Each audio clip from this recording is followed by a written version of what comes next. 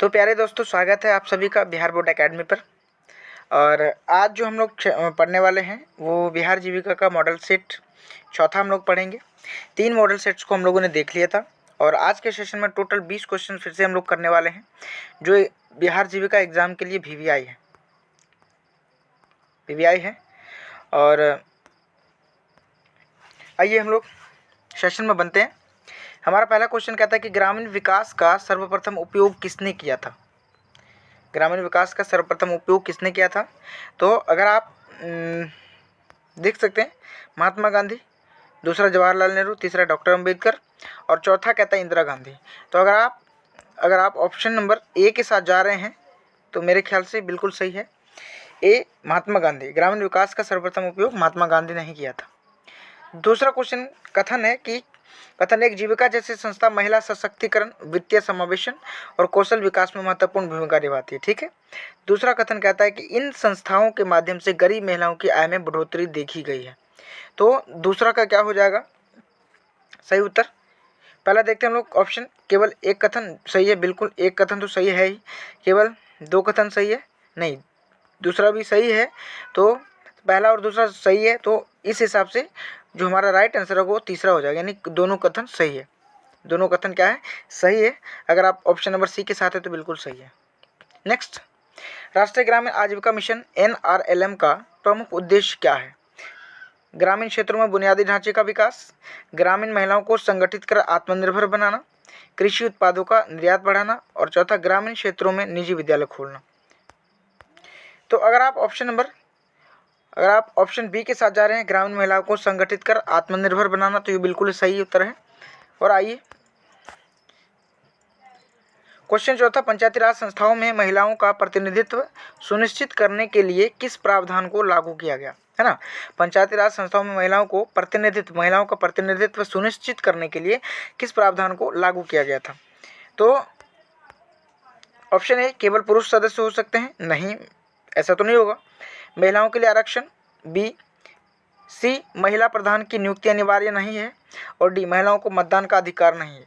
तो अगर आप ऑप्शन नंबर बी के साथ चाहते हैं कि महिलाओं के लिए आरक्षण, यानी पंचायती राज संस्थाओं में महिलाओं का प्रतिनिधित्व सुनिश्चित करने के लिए किस प्रावधान को लागू किया गया था, वो क्या था? महिलाओं का आरक्षण। तो महिलाओं का आरक्षण बिल्कुल सही उत्तर है बी। और मैं बता दूं कि अगर आप वीडियो अच्छा लग रहा है आपको तो वीडियो को लाइक कर दीजिएगा, चैनल को सब्सक्राइब कर लीजिएगा। मैं फेसबुक के डिस्क्रिप्शन ऊपर में मैं अपने चैनल का लिंक दे दूंगा और आप डायरेक्ट मेरे चैनल पे भी जाकर बिहार बोर्ड एकेडमी पर आप मेरे चैनल को सब्सक्राइब कर सकते हैं। ठीक है, अगला क्वेश्चन चलते हैं। कॉलम मिलाने वाला है 5 नंबर का, देख सकते हैं नीचे कॉलम ए और बी को दोनों को मिलाना है। ठीक है, ये देखते हैं आगे। कॉलम ए में है आजीविका से जुड़े संसाधन है और कॉलम बी में उसका प्रयोग या लाभ है। देखिए, आजीविका से जुड़े संसाधन सिलाई मशीन, दूसरा ई रिक्शा है, तीसरा बायो फ्लॉक मछली पालन है और तीसरा हनी बी बॉक्स है ना? तो कहता है कि देखिए, सिलाई मशीन का मिलान कहाँ से होगा? महिलाओं को कपड़े सिलने के का जरिया, तो सिलाई मशीन से ही कपड़ा सिलाई किया जाता है, तो ये तो बिल्कुल ही सही है। ई रिक्शा स्थानीय स्तर पर परिवहन सुविधा, ये भी मेरे ख्याल से सही है। बायोफ्लॉक मछली पालन, सीमित स्थान में मछली का उत्पादन, ये भी सही है, सी का 3। और हनी बी बॉक्स यानी कि 4, लास्ट रह गया मधुमक्खी पालन से शहद उत्पादन, ये भी क्या है? सही है। तो I think A1, B2, C3 जो ऑप्शन होगा वही हमारा सही उत्तर होगा। A1, B2, C3 और D4। तो ऑप्शन नंबर बी हमारा बिल्कुल ही सही उत्तर है। अगला नेक्स्ट, मनरेगा में मांगों पर आधारित योजना यानी कि एन डिमांड ड्रिवन अप्रोच का तात्पर्य क्या है? रोजगार तभी दिलाया जाएगा जब पंचायत चाहे, मजदूरों को योजना बनाने की आवश्यकता नहीं, और उसके बाद ग्रामीण व्यक्ति जब चाहे आवेदन कर सकते हैं और सरकार को रोजगार देना अनिवार्य है, और चौथा, रोजगार पहले से तय किया जाता है फिर मांगा जाता है। तो क्वेश्चन 6 का अगर ऑप्शन नंबर सी के साथ जा रहे हैं तो बिल्कुल ही सही उत्तर है। ग्रामीण व्यक्ति चाहे जब आवेदन कर सकते हैं और सरकार को रोजगार देना अनिवार्य है। 7, बिहार स्टूडेंट क्रेडिट कार्ड योजना किसके लिए शुरू की गई? ए, किसानों के लिए, बिल्कुल नहीं। बी, वृद्धजनों के लिए, ये भी नहीं। सी, विद्यार्थियों को उच्च शिक्षा ऋण देने हेतु, ये मुझे सही लगता है। और डी, महिलाओं को स्वरोजगार देने के लिए, तो ये भी बिल्कुल नहीं होगा। तो स्टूडेंट क्रेडिट कार्ड की बात करें तो ये विद्यार्थियों के लिए उच्च शिक्षा प्राप्त हेतु एक ऋण है ना? ऑप्शन नंबर सी बिल्कुल सही है। कथन गरीबी उन्मूलन के लिए भारत सरकार केवल वित्तीय सहायता पर निर्भर करती है। और कथन 2 कौशल विकास, स्वरोजगार और सामाजिक सुरक्षा योजना भी गरीबी उन्मूलन का क्या है, हिस्सा है। तो क्या हो सकता है, केवल कथन 1 सही है, मेरे हिसाब से तो ऐसा नहीं। केवल कथन 2 सही है। देखिए कथन 1 बिल्कुल ही गलत है, यानी कि गरीबी उन्मूलन के लिए भारत सरकार केवल भारत सरकार ही नहीं, अन्य संस्थाएं भी गरीबी उन्मूलन पर कार्य करती है, उन्मूलन पर, ठीक है। और 2 केवल कथन 2 सही है। तो पहला तो हमारा पहले गलत हो गया। तो जो केवल दूसरा है नहीं, कौशल विकास, स्वरोजगार, सामाजिक सुरक्षा योजना भी गरीबी उन्मूलन का हिस्सा है, तो बिल्कुल सही उत्तर बी हो जाएगा। वीडियो को लाइक करते चलिएगा। अगला 7 निश्चय योजना 2 में निम्न में से कौन सा क्षेत्र शामिल नहीं है या नहीं है की बात कर रहा है। तो सोलर ऊर्जा, महिला उद्यमिता, कृषि अनुकरण और शहरों का सौंदर्यीकरण। क्या हो जाएगा 9 नंबर का सही उत्तर। 9 का सही उत्तर, अगर आप डी की तरफ जा रहे हैं तो शहरों का सौंदर्यीकरण, तो बिल्कुल ही सही उत्तर दिख रहा है यहाँ पे, शहरों का सौंदर्यीकरण, ये इसको शामिल नहीं किया गया। बाकी सोलर ऊर्जा को शामिल किया गया है, महिला उद्यमिता को शामिल किया गया, कृषि अनुकरण को शामिल किया गया। चलिए अगला 10 नंबर, सतत जीविका उपार्जन योजना यानी कि SJY का मुख्य उद्देश्य क्या है। SJY का मुख्य उद्देश्य क्या है, केवल कृषि को बढ़ावा देना, बिल्कुल नहीं। ग्रामीण युवाओं को कंप्यूटर सिखाना, ये भी नहीं होगा। प्राथमिक शिक्षा में सुधार, ये भी नहीं होगा। और क्योंकि मैं एक SJY MRP हूँ, खुद ही मैं इस क्षेत्र में खुद ही काम करता हूँ, SJY MRP हूँ और मैं खुद ही इस क्षेत्र में काम करता हूँ और SJY थीम पे मैं खुद काम करता हूँ। तो जहाँ तक मेरी जानकारी के हिसाब से अत्यंत गरीब परिवारों को आजीविका के लिए सहायता देना होता है, यही इसका मुख्य उद्देश्य होता है। राइट आंसर इसका सी होगा।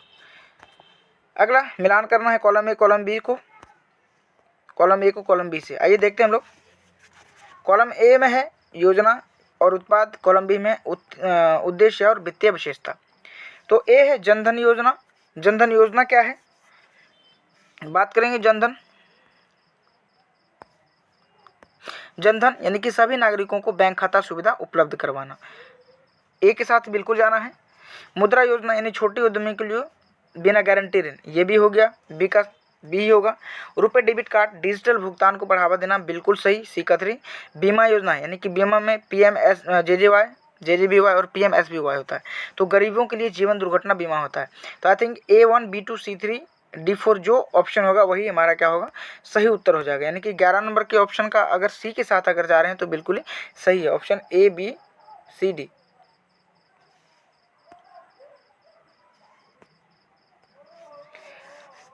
अगला क्वेश्चन 12 नंबर का, SJY योजना के तहत आजीविका सहायता किस रूप में दी जाती है। ऋण यानी लोन, नगद अनुदान, वन टाइम लाइवलीहुड ग्रांट, मासिक पेंशन और रोजगार की गारंटी। तो जहाँ तक मैं SJY MRP हूँ और मेरी हिसाब से ये एक नगद अनुदान होता है, वन टाइम लाइवलीहुड ग्रांट होता है, जो कि नॉन रिफंडेबल होता है SJY दीदियों के लिए। तो सही उत्तर बी हो जाएगा यहाँ पे। मुख्यमंत्री उद्यमी योजना का मुख्य उद्देश्य क्या है। शिक्षा का प्रचार प्रसार, बिल्कुल मेरे हिसाब से नहीं हो सकता ये। बेरोजगार युवाओं को स्वरोजगार के लिए प्रोत्साहित करना, ये बिल्कुल होगा।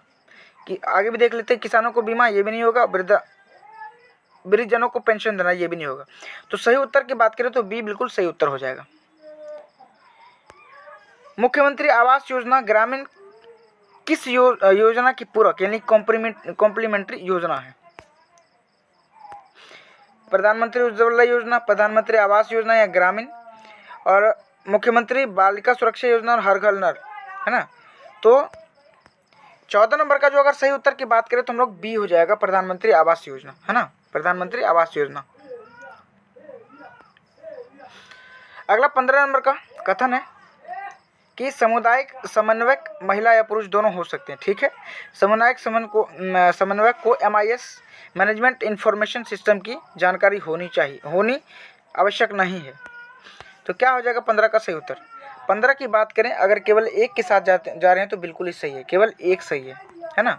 सामुदायिक समन्वयक महिला या पुरुष दोनों हो सकते हैं। CC की बात करें, जीविका में CC महिला और पुरुष दोनों हो सकते हैं।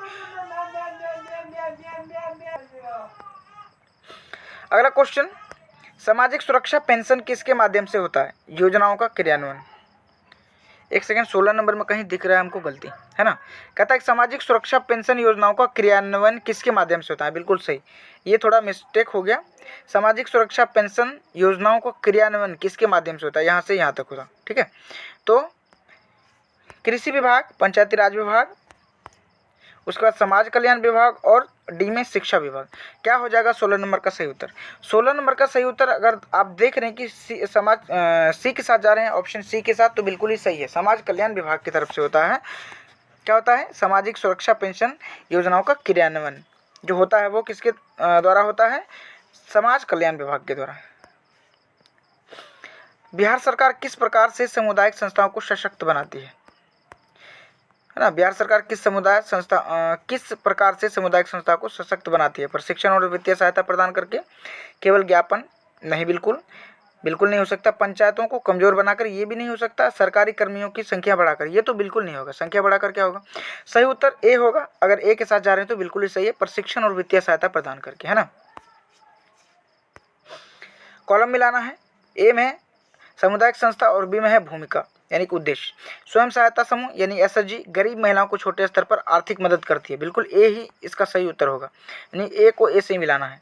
ग्राम सभा गांव के वयस्क नागरिकों की निर्णय सभा होती है, ये भी 2 नंबर ही होगा मेरे हिसाब से, इसी के साथ मिलेगा। किसान उत्पादक संगठन एफपीओ की बात करें तो किसानों को बाजार और संसाधनों से जोड़ना, सी ही होगा इसका।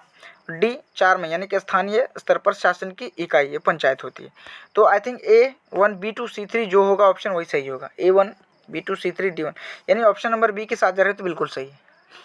सामुदायिक संस्थाओं को विकास में स्थानीय नेतृत्व का क्या प्रभाव होता है। नेतृत्व कमजोर हो तो संस्थाओं का विकास धीमा असफल होगा। नेतृत्व का कोई महत्व नहीं है। केवल बाहरी अधिकारियों का नेतृत्व आवश्यक है। नेतृत्व में केवल सरकारी फंड की कटौती है, बिल्कुल ये भी नहीं होगा, ये भी नहीं होगा। यहाँ पे जो ऑप्शन सही लग रहा है वो एक ही लग रहा है, ए। नेतृत्व कमजोर और संस्था कमजोर हो तो संस्थाओं का विकास धीमा या असफल हो सकता है।